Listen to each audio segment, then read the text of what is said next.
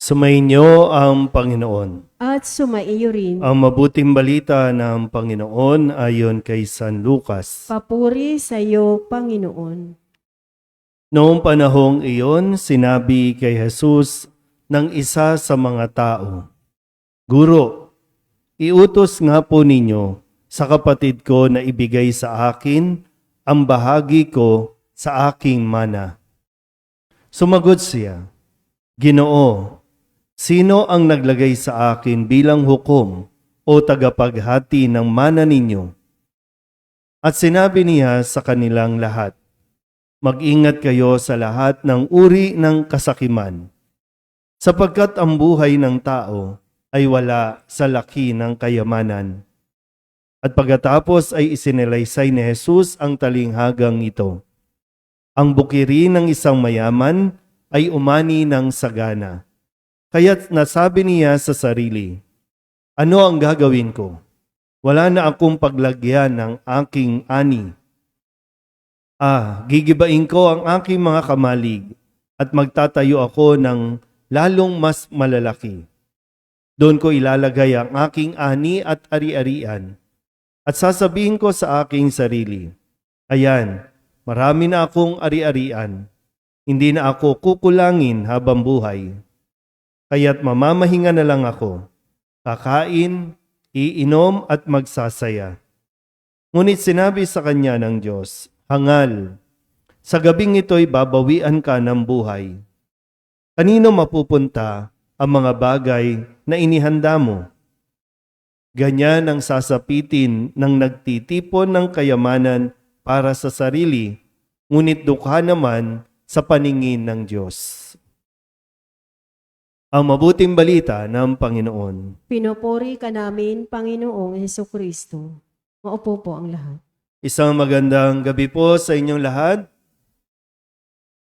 Ngayon po ay Lunes sa ika-29 na linggo sa karaniwang panahon. Kung nakapagsimba kayo kahapon, linggo, ang isa sa mga maaalala natin doon, ang sabi ni Jesus, ibigay kay Cesar ang sa Cesar, ang sa Diyos ang sa Diyos. Ibig sabihin, may tungkulin ang gobyerno para sa kanya mamamayan, mayroon din naman tungkulin ng simbahan para mas mailapit ang tao sa Diyos. Iyon ang kanilang gawain, ang simbahan at ang gobyerno. Malinaw po? Kaya sa pagpapatuloy, sabi dito, mayroong lumapit kay Jesus.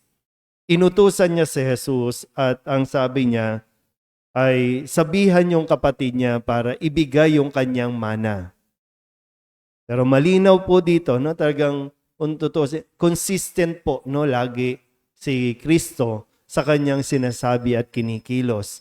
Kasi nung utusan po, pwede namang gawin talaga ni Jesus. Utusan niya yung isang tao na hatiin yung mana. Pero hindi yun ang concern niya. Trabaho yan ng pamahalaan. Kaya nga 'di ba sabi niya, sino ako para sino ang naglagay sa akin para maging hukom o tagapaghati ng mana ninyo? Hindi yan ang concern ko. Malinaw po ba? Kaya kung may mga ganitong issue tayo na iniiyak-iyak ninyo sa harapan ng Diyos, idinudulog ninyo sa harapan ng Diyos, iniluluhod nyo pa dahil lamang sa pag-aaway-away ng magkakapamilya at ang pinag-aawayan ay lupa. Yung mana, lupa, pera.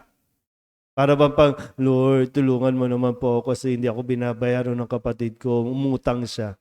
Lord, tulungan mo naman po ako para mahati naman. Wag naman po yung kapatid ko sakim, gahaman sa lupa.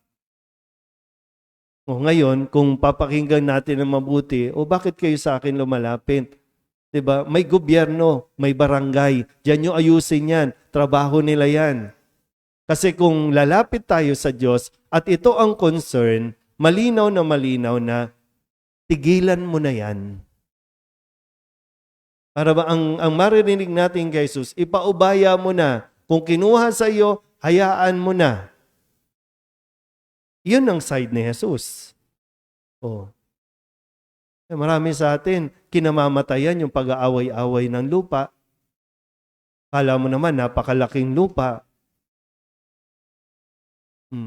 Ilan ba sa inyo, ilan ba sa atin yung pamilya, kung sa side ng magulang, sa side ng tatay, ng nanay, nagkakapatayan, nagkakasumpaan dahil lang sa lupa. Na kung tutuusin, pinaghirapan yan ng ninuno. Pinaghirapan yan ng magulang nyo. Para sa kanila dapat yan eh. Para mamuhay naman sila na, di ba, pag nag-retire, maayos ang buhay nila. Tapos pag-aaway-awayan ng mga anak, mahiya naman tayo. Tapos lalapit tayo sa Diyos sa para bang aping-api tayo. Na po pwedeng, bakit yung pinag-aagawan? Parang gano'n lang, no? Tingnan lang natin, no? Bakit hindi ka magtrabaho ng sarili mo? Umaasa ka sa mana. Umaasa ka sa makukuha mo. Bakit di ka magtrabaho? Bakit di ka magsumikap? Yung nanay mo nga, tatay mo, nagsumikap para makapagpundar. Tapos ikaw ngayon, aasa ka na lang doon sa pinaghirapan at pinagpaguran nila. Well, maganda sana kung naturuan kasi yung mga anak na paano mag-share, paano magbigay, paano magpaubaya. Minsan nakapabayaan na rin, pinamuhay sa layaw na hindi nagsumikap, di nagpagod, di nagtrabaho. Kaya natatakot, paano tayo ngayon? Ito na lang ang pag-asa natin, yung pera na iniwan ng magulang.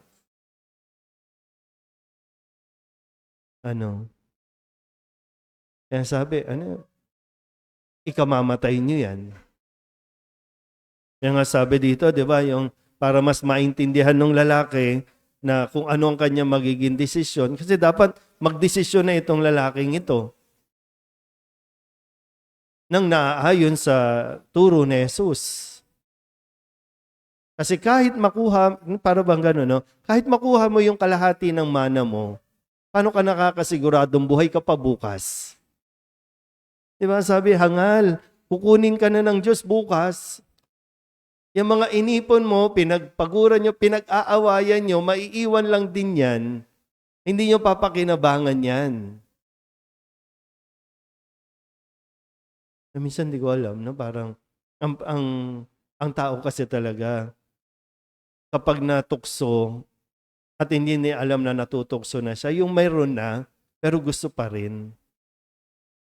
No? Yung marami na, may lupa na, may bahay na gusto pa rin.